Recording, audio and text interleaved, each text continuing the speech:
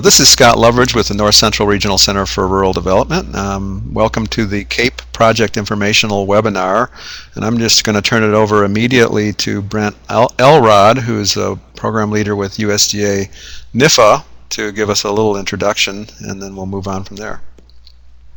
Good afternoon, everyone. I see that there's about 43 participants in the attendee list, so that indicates strong interest, and we're very pleased by that.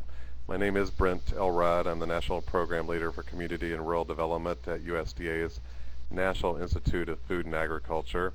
It's really a pleasure to serve in this role. I stepped into it the 1st of October, and one of the reasons was that I was bringing over a new interagency agreement that we had just negotiated with our partners at Health and Human Services, Substance Abuse and Mental Health Services Administration, and their Center for Behavioral Health Statistics and Quality. And to launch this particular project to really look at community assessment and education in support of behavioral health planning and education. So as good feds are, we try to come up with an acronym that we can at least say and still have a lengthy title that tries to describe the work that we are launching here formally today with your participation. So you see with the bullets there, it's a cooperative agreement that after we got the interagency agreement with SAMHSA, that we moved through the regional rural centers with Michigan State University in the lead and the North Central Regional Center for Rural Development. Each of the 4 centers are equal partners in the project, as you'll hear likely described further by Scott as we move on.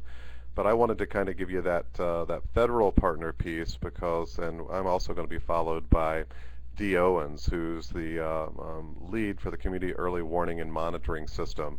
So she can help give you a flavor of how this fits with SAMHSA's priorities.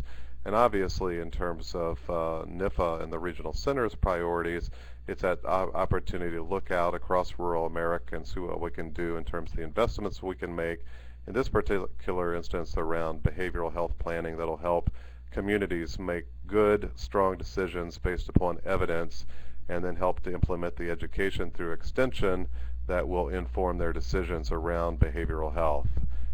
So we're really delighted. It's a pleasure for me to be in this role, and I see a lot of familiar names in the chat box.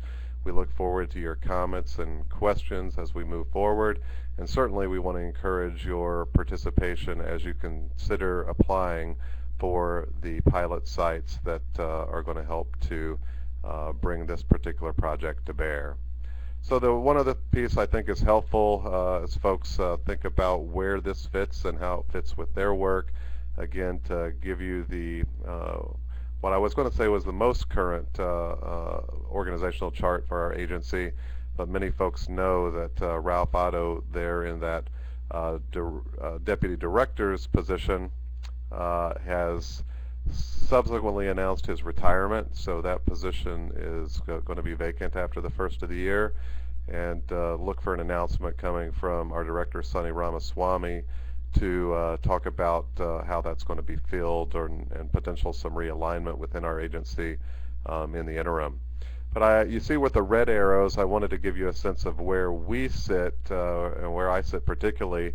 As you know, we've got sub-institutes within NIFA. I'm in the Institute of Youth, Family, and Community, and then our 3 divisions are Community Education, 4-H Youth Development, and then Family and Consumer Sciences where I sit. So again, folks, I want to make sure that you're comfortable reaching out to me, sharing information about what you're doing at the state and local level, and feel free to contact me by phone or email as we move forward with this project and with others. So I'm going to hand it off now, and I think Dee is lined up next. Dee? Thank you, Brent. Appreciate it. And to all of you who heard me talking earlier, I've not done this particular format before, so thank you for bearing with me. I am thrilled to be in partnership with NIFA. It's we often preach to communities that they should be in partnerships. In fact, we often require it in grant applications, and yet we sometimes don't model that behavior. And so here we are working together not only with USDA but also with Michigan State and the regional system and I'm very thrilled about that piece in and of itself. This project is a partnership, and that's what makes it special to me.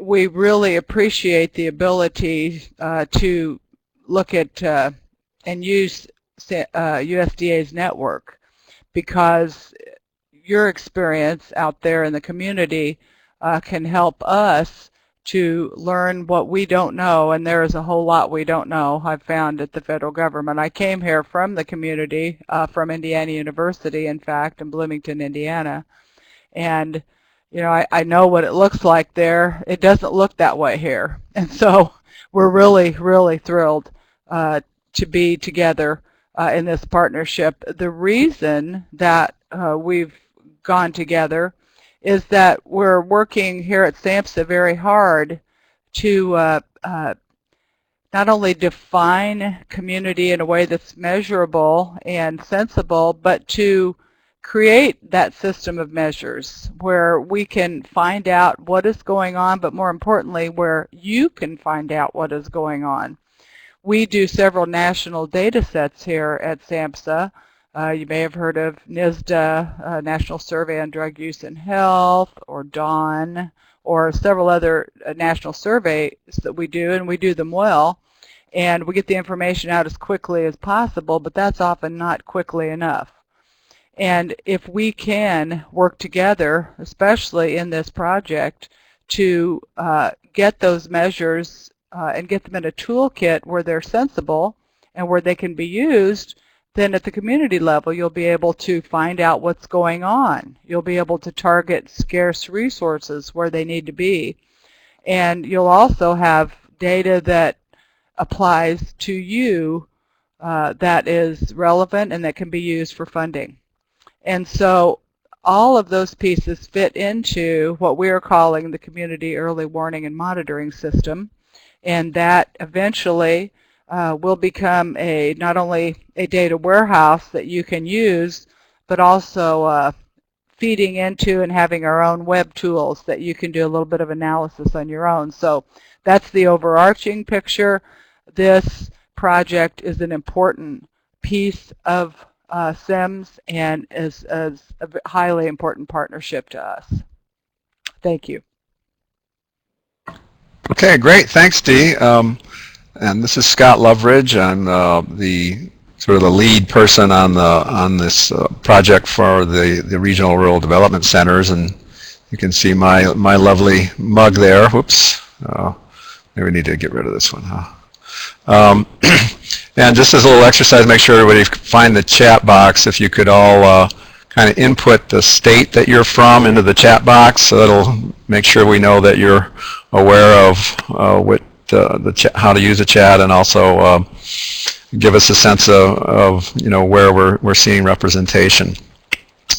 It's great to be on today with the other main partners in this project, and really the purpose today is to give you just a bit of an overview of what the project's all about, and hopefully that will allow you to see how to fit in as we move forward in the various phases of what we're doing. So we're going to talk about the motivation of the project, the goals of the project, the structure of the project, the functions of the various project components, give people an opportunity to ask questions about the project. And then at the very end, we're going to do a brief conference call for people who are planning to submit something to one of our open funded opportunities to allow a little bit easier two-way dialogue. So if you're one of those folks that is interested from that perspective, you know, we've got the phone call that'll be up there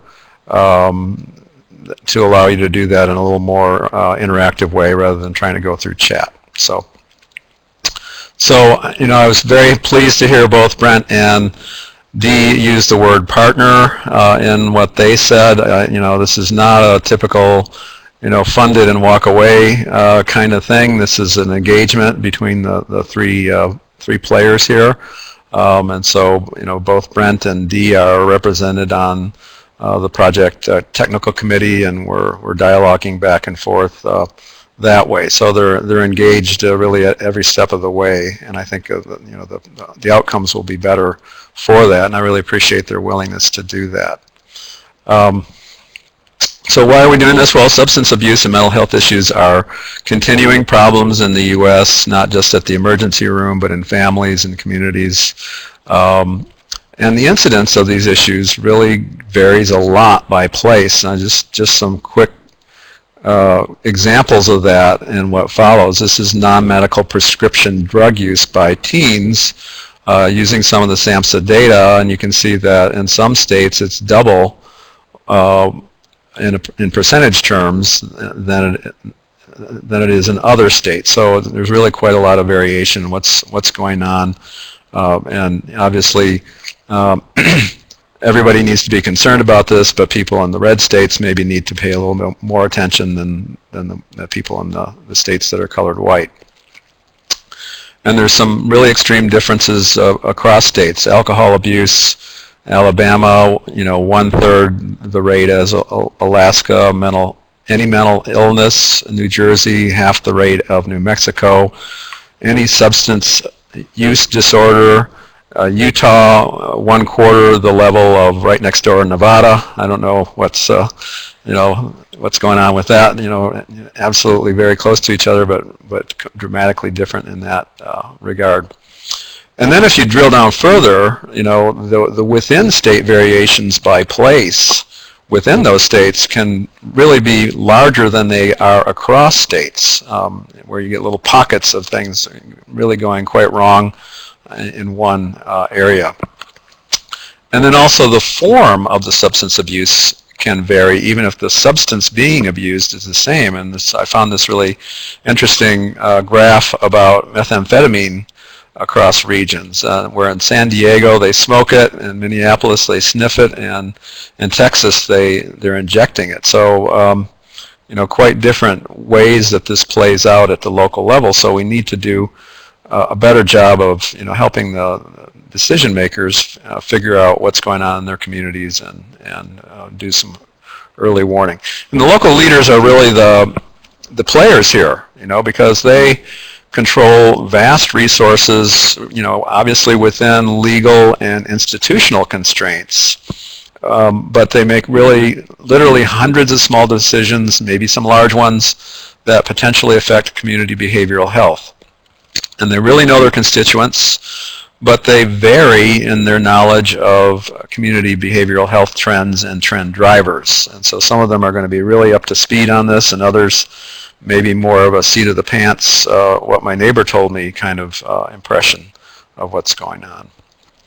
So what are we doing in the project? Well, we want to get a better understanding of where and how local leaders get their community behavioral health information, and this is incidents as well as trends. We want to inventory sources of community behavioral health data of value to local decision makers. Obviously, if it's data but it's not actionable and they don't do anything with it, then it's maybe less valuable than something that causes them to change how they position their resources. And then develop and deliver decision data training programs for local leaders. And then finally, close the loop, evaluate, and refine approaches toward doing this. So, so the learning outcomes might be at 3 different levels. Level 1 is really awareness, and they can find the benchmark for the community they're working in. They're using that benchmark for decision making. Level 2, more of a little bit more of a power user, where they're explaining the benchmark to others. They're aware of the limitations of that benchmark and the competing indicators. And then level 3, where they're really collecting and reporting related benchmark data, and they're contributing to the dialogue about how do we improve this measure.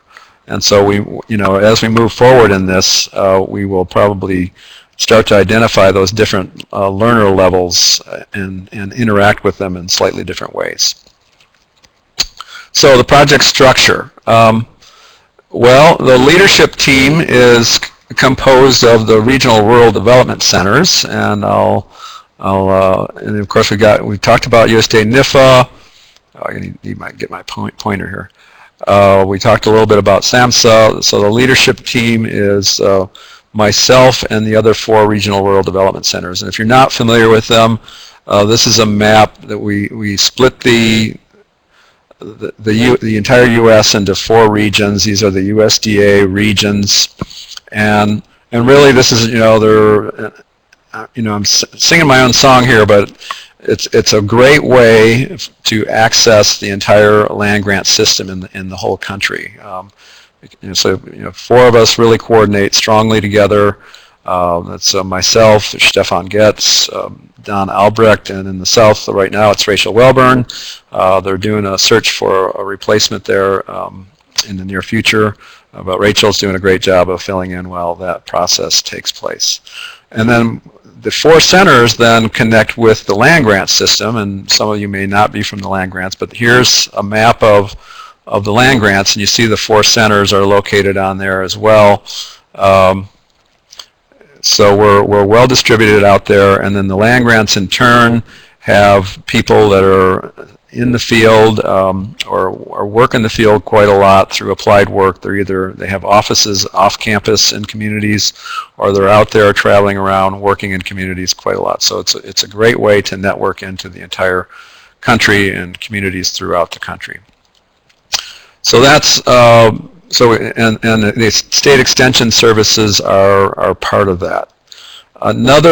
So the leadership team kind of sets overall directions. We communicate with the state extension services, but we also have a technical committee, and the technical committee is drawn from really around the country. If you go onto the project website, you'll see the list of all the names and a wide array of disciplines that are represented on that touch on this question of community behavioral health. So we got people drawn from medical schools and planning and economics and sociology, all kind of contributing to this concept of how do we measure this and how do we interact with people on that.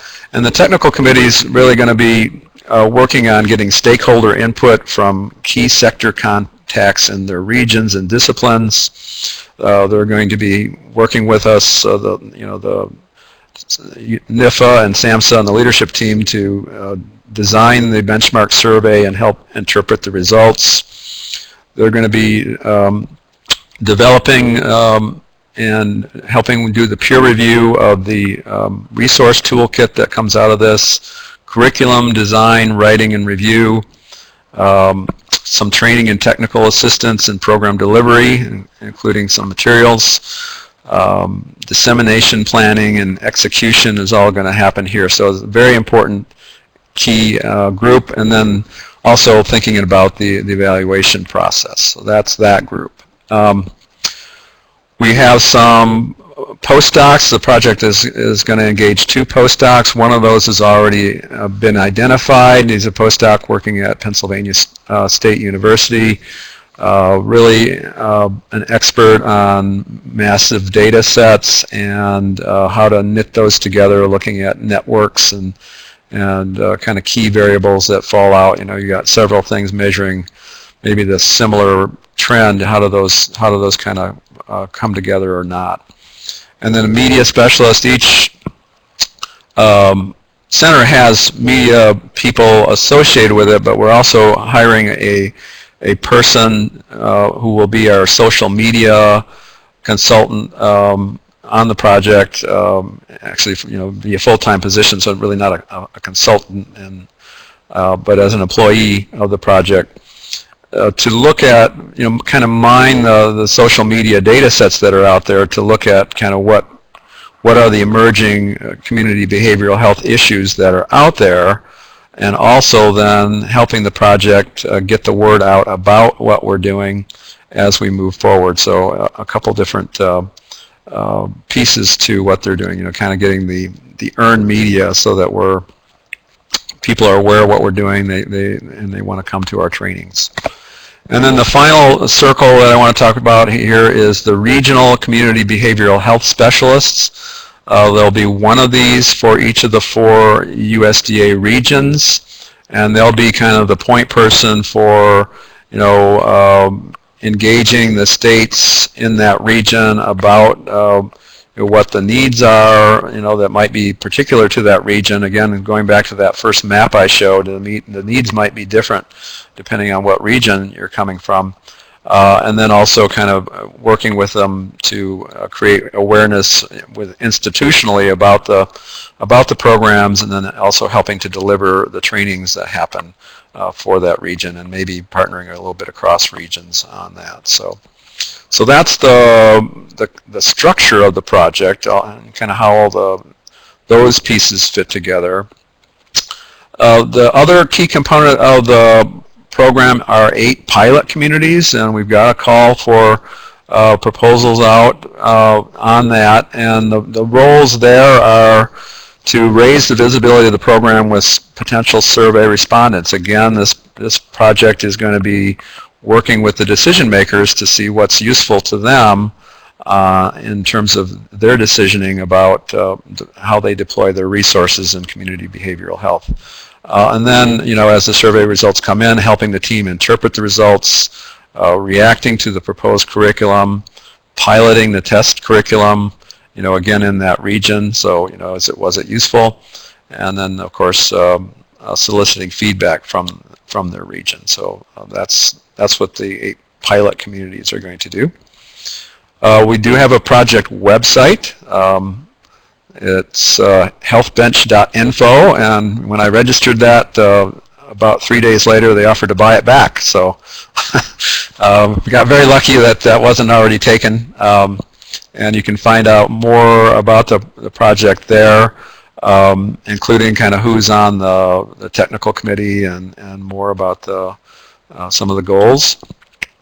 So that's that. And so right now we've got a lot of great people on the line, people from all over, and we're open to your suggestions. So we've got some questions for you, and just use the chat box if you will.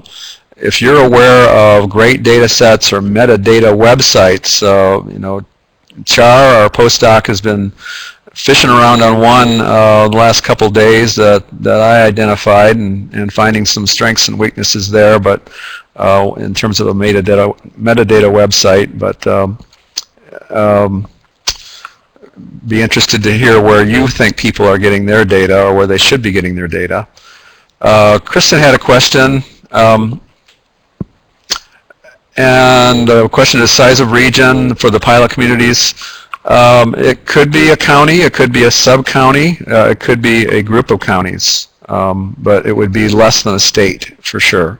It could cross a state line. For example, if you had a reservation, a Native American reservation that was really a community, but the reservation crosses state lines, that would be fine. Another set of questions that we'd like your feedback on, either today or you can always email us in the future.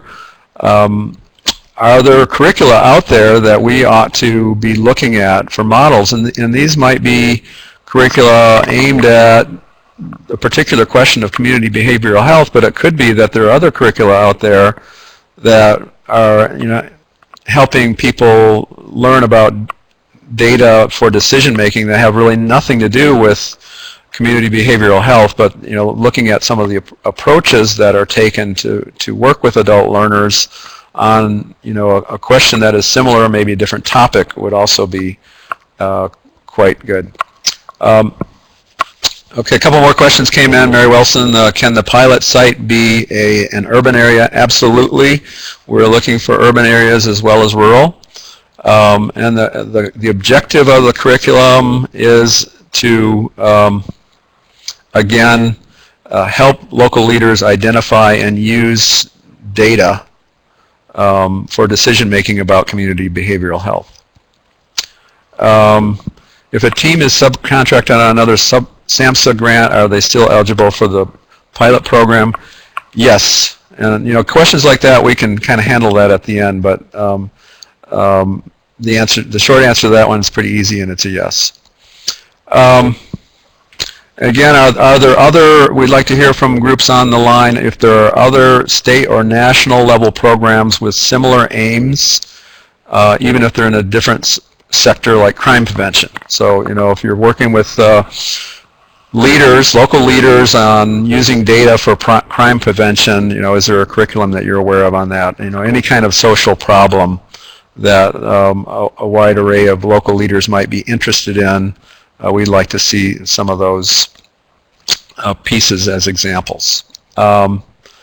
And then also nominate folks for future webinars. This webinar series is sort of kicking off kind of a national conversation about community behavioral health, if you will. So we're looking for all kinds of different people's perspectives on that. Ann Rose wants to know what's included in community behavioral health.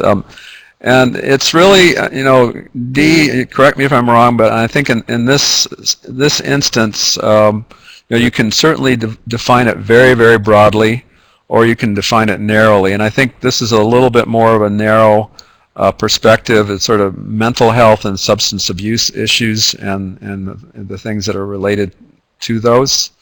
Is that? You got it. Okay. That's exactly it. Yes. Thank you.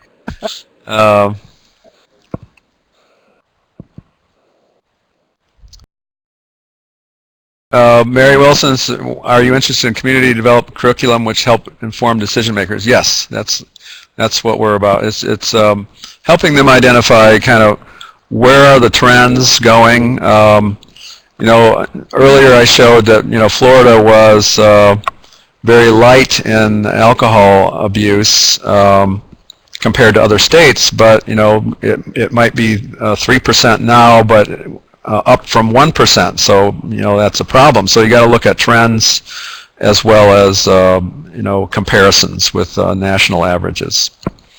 Helping decision makers kind of identify what are the key problems in their communities so that they can then come up with within their own sphere, whether they're a county commissioner or in charge of a healthcare system or mental health services area.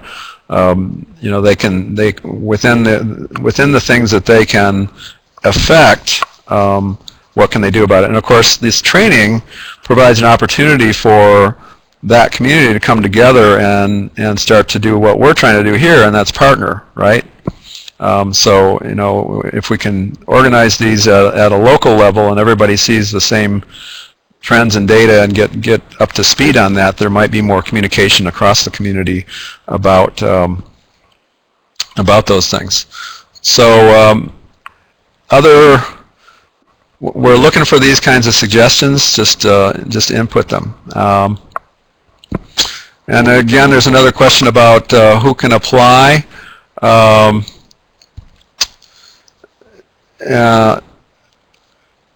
And really that is we're working through the land grants, and the land grants can subcontract with just about anybody to do these. So talk to your local land grant, and then that's an appropriate partner to start with, I think. Other questions other than how to apply for these opportunities?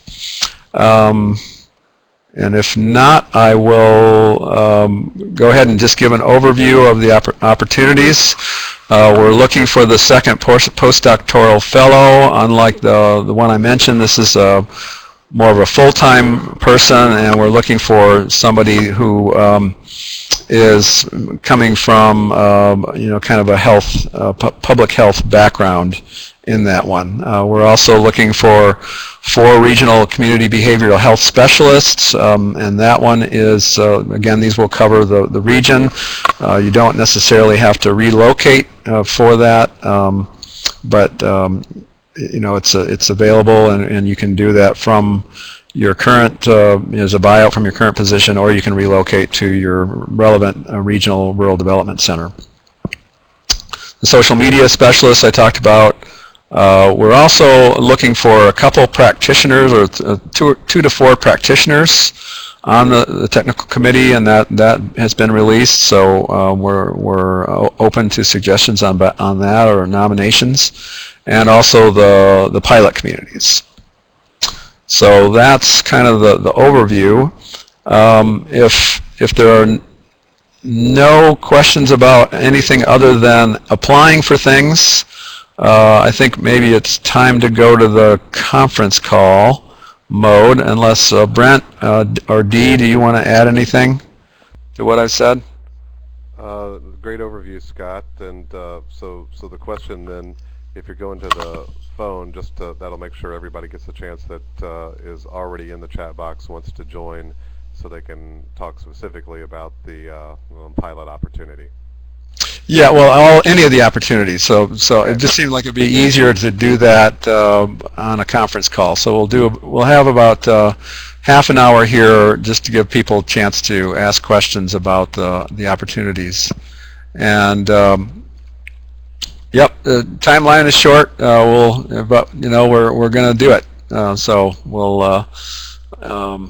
And maybe there will be opportunities to continue this. So, but it's a lot to get moving in a very short amount of time. I agree, but that's the way things work. We work on 1-year contracts these days. So.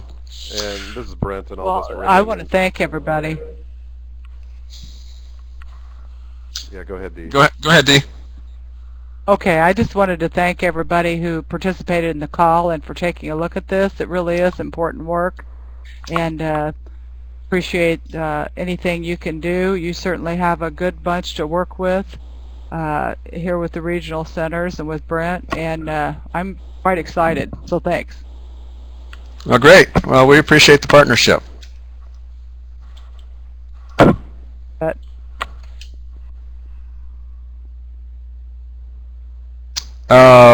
Okay, Kristen, yeah, we have again, it might be easier to do that on the phone, but there's really no preferred size. It's more diversity. We're looking for a range of types of communities.